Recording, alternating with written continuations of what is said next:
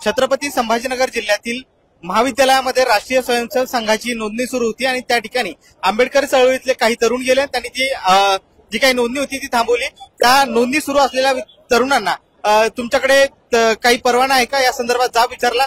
त्यानंतर या प्रकरणाचे व्हिडिओ समाज माध्यमांवर व्हायरल झाले आणि त्यानंतर या प्रकरणामध्ये आंबेडकरी चळवळीमध्ये काम करणारे विजय वाहुळ आणि राहुल मक्कासर या दोन तरुणांवर व त्यांच्या इतर साथीदारांवर गुन्हे दाखल झालेत. आणि या प्रकरणानंतर आंबेडकर चळवळीमध्ये एकच संतापाची लाट आहे. छत्रपती संभाजीनगर जिल्ह्यामध्ये या प्रकरणावरती संताप व्यक्त केला जातोय. छत्रपती संभाजीनगरच्या क्रांती चौकामध्ये आंबेडकर अनुयायी जमलेत आणि या ठिकाणी जे काही खोटे गुन्हे दाखल केलेत ते गुन्हे मागे घ्यावेत आणि त्याचबरोबर ही काही RSS संघटना आहे ही तातडीने यावरती बंदी आणावी या मागणीसाठी या ठिकाणी आंबेडकरी पक्ष संघटनांचे जे काही पदाधिकारी आहेत चळवळीतले कार्यकर्ते ते या ठिकाणी जमलेत आणि या ठिकाणी मोठ्या संख्येने जी काही घोषणाबाजी ती दिली जाते. आपण या प्रकरणामध्ये नेमकी काय मागणी आहे हे जाणून घेण्याचा आपला प्रयत्न आहे. काय सांगाल, तुमच्यावर गुन्हा दाखल झाला होता त्यानंतर आता हे आंदोलन होतंय, कशासाठी आंदोलन, काय मागणी आहे? आंबेडकरी कार्यकर्त्यांवरती गुन्हा दाखल होण्याची जी प्रक्रिया ही काही नवीन नाहीये. ज्या वेळेस आम्ही सरकारच्या विरोधात आवाज उठवला आंबेडकरी कार्यकर्त्यांवरती गुन्हे दाखल झालेले आहेत ते आम्हाला अपेक्षितच आहे. परंतु RSSला 100 वर्ष पूर्ण झाले, त्यांच्या शताब्दी वर्ष पूर्ण झाल्याच्या नंतर त्यांनी एज्युकेशन झोनमध्ये जाऊन विद्यार्थ्यांना RSSचे स्वयंसेवक बनवण्याची जी प्रक्रिया सुरू केलेली होती.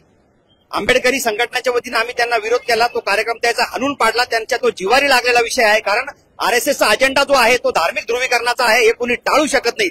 जातीमध्ये धर्मामध्ये भांडणं लावायची आणि आपल्या त्या धार्मिक अजेंड्याचा बेनिफिट घेऊन RSS निवडणुका जिंकत आलेल्या आहे. आंबेडकरवाद्यांनी त्यांना पूर्वीपासून रोखत आलो आणि याच्यानंतर सुद्धा आम्ही त्यांना रोखणार आहोत. त्यांचं म्हणणं आहे की तुम्ही जो व्हिडिओ व्हायरल केला आणि तुम्ही जे त्या ठिकाणी गोंधळ घातला किंवा थांबवण्याचा प्रयत्न केला त्याच्यातून दोन धर्मामध्ये तेढ निर्माण होण्याचा प्रयत्न होत होता आणि त्यामुळे हा गुन्हा दाखल झाला.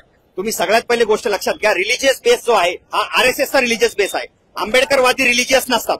माझा व्हिडिओ जर तुम्ही पूर्णपणे जर बघितला त्याच्यामध्ये मी मेन्शन करून दिलंय का तो बुद्धिस्ट असेल, तो हिंदू असेल, तो मुस्लिम असेल, शीख ईसाई कुठला जरी असला तो कुठल्याही धर्मानं शैक्षणिक क्षेत्रामध्ये या पद्धतीने जाऊन त्याचे धार्मिक अजेंडे राबवू नये. त्यांनी माझा व्हिडिओ मॅनिप्युलेट केला, तो त्यांचा धंदा आहे.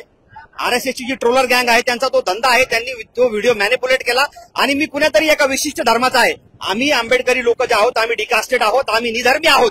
कुठल्याही धर्माचा द्वेष आम्ही करत नाही. धर्माचा द्वेष हे करणार महाराष्ट्रामध्ये, राज्यामध्ये, देशामध्ये धार्मिक दंगली हे घडवणार. RSS वरती आतापर्यंत 3 वेळेस बंदी आली. ते बंदी आणण्याचं कारण काय?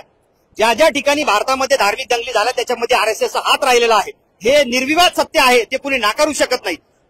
म्हणजे धंदे त्यांनी रिकामे करायचे आणि ते आमच्यावरती थोपवायचे ही RSSची जुनी पॉलिसी. खोटे गुन्हे दाखल, नेमके कसे खोटे गुन्हे दाखल?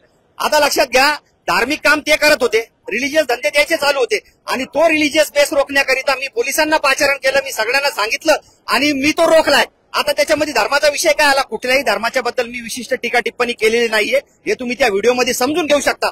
परंतु एका विशिष्ट धर्मामध्ये मला विलन करायचं आणि पुढचा राजकीय अजेंडा रेटायचा हा त्यांचा त्याच्यामध्ये विषारी हेतू आहे. नक्कीच या ठिकाणी अशी प्रतिक्रिया आणखी काही लोक आहेत आपण बघू शकतो. या ठिकाणी आंबेडकरी पक्ष संघटनेचे जे काही महिला पदाधिकारी असो किंवा पुरुष कार्यकर्ते असो हे या ठिकाणी आलेले आहेत. आणि मावशी कुठून आले, काय कशासाठी आले? त्यांची बोलायची इच्छा नाही. आणखी इतर काही पदाधिकारी कार्यकर्ते चळवळीतले काय सांगाल, काय मागणी?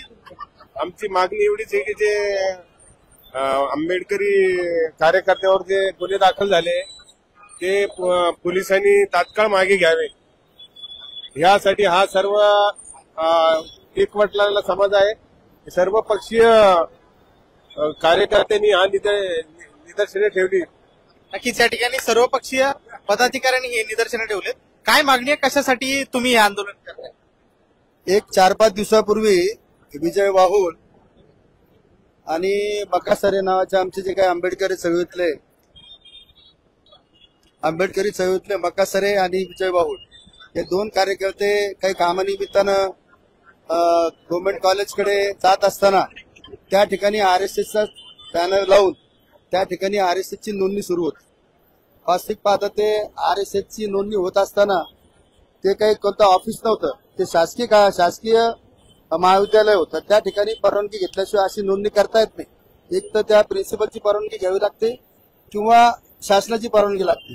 परंतु बेकायदेशीरपणे त्यांनी सुरुवात केली होती. त्याला त्यांनी विरोध केला की बा तुमच्याकडे परवानगी आहे का?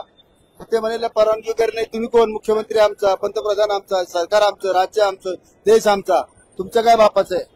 त्याच्यामुळे त्यांच्यामध्ये वाद निर्माण झाला आणि त्याच्यामुळे त्यांनी पोलिसाला कळवलं की अशाच्या ठिकाणी जाणीवपूर्वक आरएसएसच्या नोंदणी होत आहे आणि तात्काळ तुम्ही बंद करा. तेवढ्यामध्ये पोलीसवाले आले आणि पोलिसांनी त्यांना सुद्धा सांगितलं की तुम्ही निघून जा, तुम्हाला परवानगी नाही. परंतु दुसऱ्या दिवशी मात्र त्या आमच्या कार्यकर्त्यावरती जाणीवपूर्वक गुन्हे दाखल केले आणि सांगितलं की बा आता तुम्ही त्या ठिकाणी कशाला गेले, की तुमचं काय काम होतं वगैरे वगैरे. त्याचा आम्ही निषेध केलेला आहे.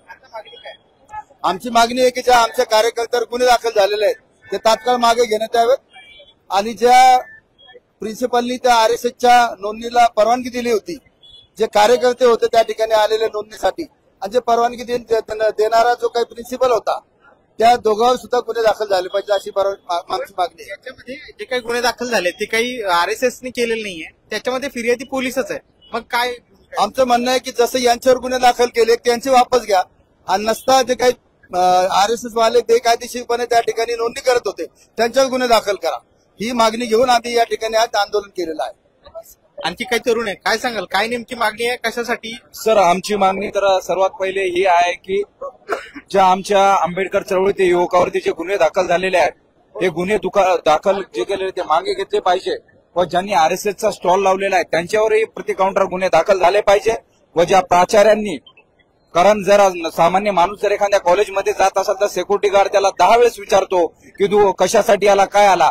तर हे जर आरएसएस एवढ्या जातीवादी आरएसएस जो संघ आहे याचा जर स्टॉल कोणी लावत आहे तर याला हा कोणाला विचारून लावलेला आहे हे विचारून त्या प्राचार्यावरती बी गुन्हा दाखल करावा. व राष्ट्रीय स्वयंसेवक संघ जे स्वतःला सांगतं की देशभक्तीचे जे गाणं, देशभक्तीचे जे गुणगान गातात, या 100 वर्षामध्ये आरएसएस जर खरंच देशभक्ती करणारा जर संघटना आहे तर देशातला जातीवाद का कमी झाला नाही? आजही आमच्या देशामध्ये मांगा महारावरती, दलितावरती, एससी एसटी ओबीसी वरती अन्याय अत्याचार होत नाहीत.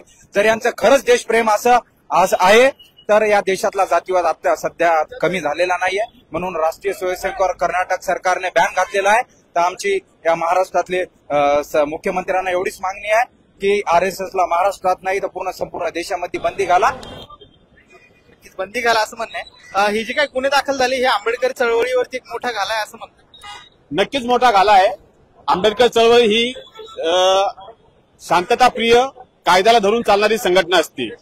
आरएसएस ही आतंकवादी संघटना आहे. माजी डीजीपी एस.एफ. मुश्रीफ यांनी अनेक पुस्तकं या ठिकाणी आरएसएसच्या याच्यावर लिहिलेली आहे. आरएसएस ही या देशातली सर्वात मोठी आतंकवादी संघटना आहे. असं असताना पोलीस प्रशासन त्यांना पाठीशी घालतं. आमचं म्हणणं असं आहे या शासनाला, जर आरएसएस जर इतकी जर आतंकवादी जर काम करत असेल तर आंबेडकरी समूहाला देखील तलवार, बंदुकी वापरण्याचा या ठिकाणी हे दिलं पाहिजे, परवानगी दिली पाहिजे. बघूया आरएसएस जास्त हे करते का आंबेडकरवादी. मला हे सांगायचं आहे की या देशामध्ये जे आतंकवाद, म्हणजे या देशामध्ये जे कायद्याचं जे राज्य आहे ते बिघडवण्याचं जर कोणी काम केलं असेल तर या ठिकाणी आरएसएसने केलं असेल.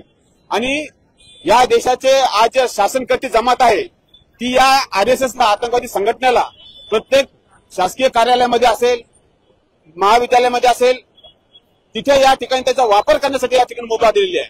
आम्ही या आंबेडकरवादी या संघटनेच्या सर्व पक्षांच्या वतीने अशी मागणी या ठिकाणी शासनाला करत आहोत की आरएसएस हे बॅन करण्यात यावे. कारण की आरएसएस ही कुठल्याही प्रकारची नोंदणीकृत संघटना नाही. बंदी घालावी अशी मागणी आहे.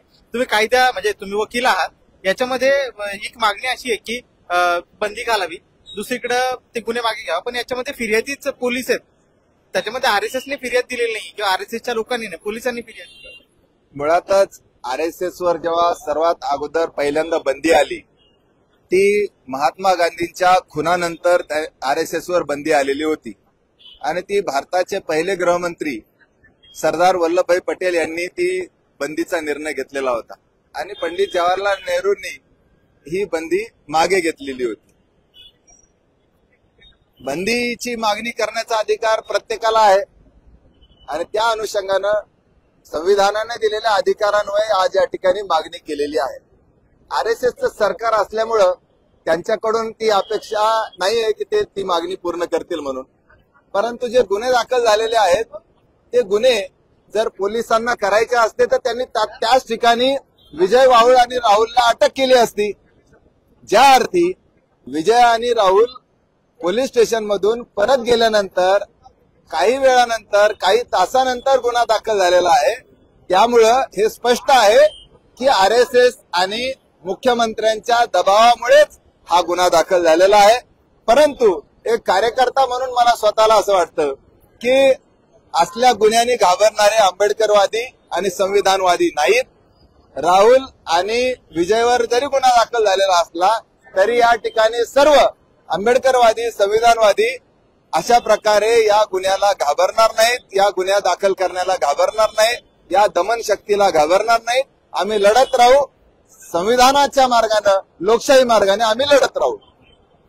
नक्कीच. तर अशी सगळ्या प्रतिक्रिया होत्या. एकंदरीत आरएसएस वरती बंदी घातली पाहिजे, त्याचबरोबर जे गुन्हे दाखल झाले ते मागे घ्यावे किंवा त्या आरएसएस वर देखील गुन्हे दाखल करावे अशी मागणी. आणि त्याचबरोबर या सगळ्या पार्श्वभूमीवर जर काही हे थांबलं नाही तर यापुढे देखील ही चळवळ पुढे अशाच पद्धतीने तीव्र आंदोलन करत राहील असा इशारा या चळवळीतल्या कार्यकर्त्यांच्या वतीने देण्यात आलाय. सुशील राऊत, महाराष्ट्र टाइम्स, छत्रपती संभाजीनगर.